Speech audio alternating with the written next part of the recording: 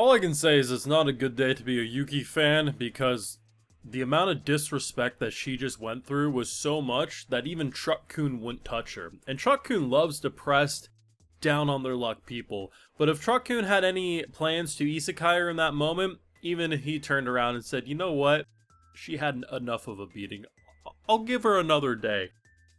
We knew, or we should have assumed, when our boy means business, he's probably going to destroy his sister. The intro to the episode had her psycho energy going on, and then he made himself look like he was a school shooter, like he had demons in his eyes. And the way they flipped the script and came out of that debate just completely on top.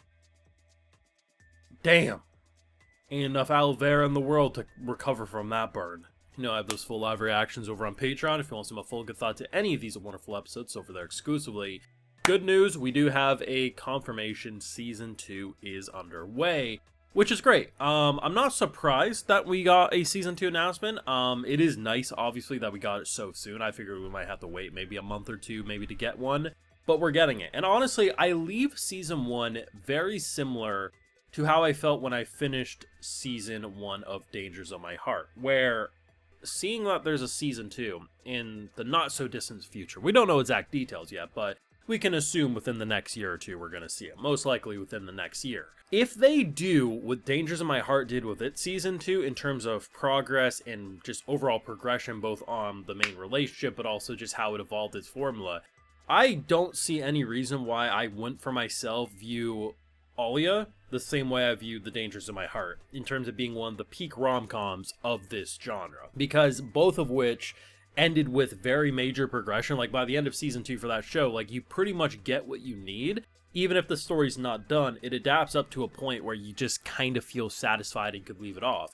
And honestly, they kind of did that with season 1. Now, they're not an official couple or, you know, there's still a long way to go. But had we not got a season 2 announcement here, the way like our boy asks like, hey, now that it's summer break, it'd be good if we still met up, you know, plan some stuff. And then she in Russian says, look at me. And she's just blushing with the biggest smile. That would have been a good stopping point, saying, you know what, they've definitely progressed a lot, at least they're now on first name basis. It just felt like a good stopping point, even though there's clearly still more to go. We still have the election, we still have more debates, we have a lot of different things, but it would have been a good stopping point. And I feel very confident going into season 2 that they might be able to do the next element, however long it may take, you know, because eventually these two getting together, 100%. Like, it just, the chemistry's off the charts, and they both very much like each other. Like, let's just be 100%. Now, in terms of the strategy, so we knew at the end of episode 11 that our boy meant business, and this wasn't simply, we're gonna try to match them and have a draw, we're gonna crush the bitch. And he crushed the bitch. I'm just gonna say right now, he absolutely crushed. So, had, you know, they stuck with the original plan, Yuki would have won this, because she very much was observing and's like, I know my bro, he's gonna want to draw, so we can't have that, right? So I need to crush him. Their intro was good. It was very much fluff pieces and fluff words, but she was confident and she did a very effective job. She stole the show.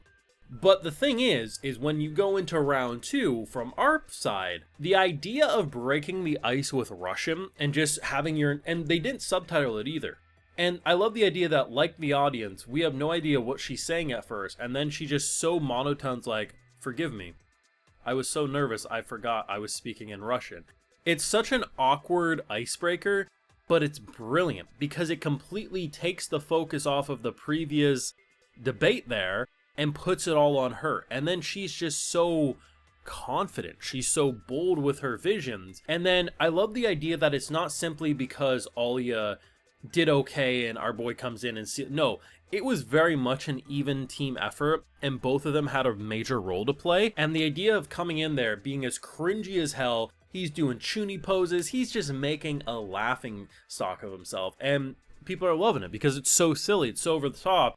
And just the casual thing of like, I dumped her ass. He's like, yeah, I did switch ships, I dumped her ass for someone better. He basically said that to a crowd who was worshipping the ground Yuki walked on, and completely changed the course. The thing is I think this is the moment that changed it from potentially a draw to maybe a slight win to a slam dunk win for this round. When Glasses and her friend come out saying, hey, you know, like, we're not just going to be the type of people who crush it. No, we're actually, the previous debate?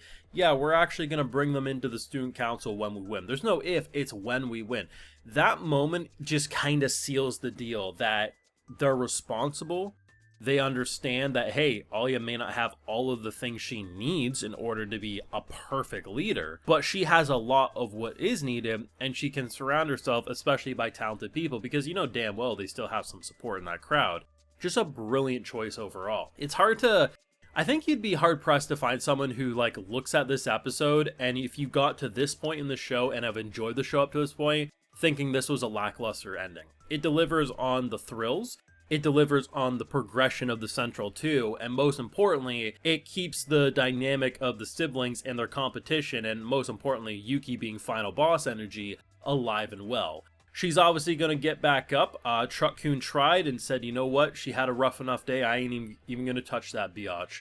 But yeah, like, it was some disrespectful Yuki content this week, and goddamn, when our boy said it last week, I believed him, but when I saw the plan come together, and how it felt like a gang came in there with baseball bats just beating her ass, like, she never stood a chance for this round.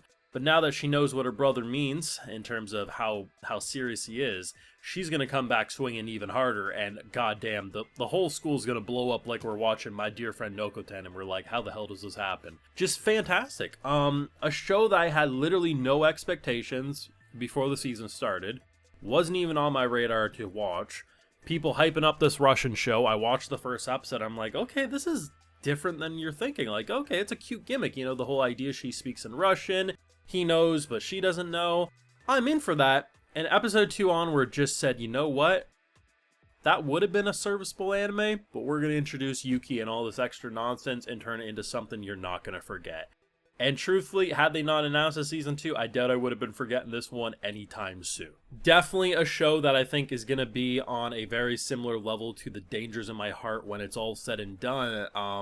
Season 1, I really wouldn't change anything. I think production, voice actors, music, they just did it all right, if you ask me. And honestly, what easily could have been a gimmick of a show of a girl speaking Russian was handled so tastefully. It was always cute when she did it. And it never felt like it was a gimmick, but more so of the cutest misunderstanding that she has no idea she's been exposed for so long.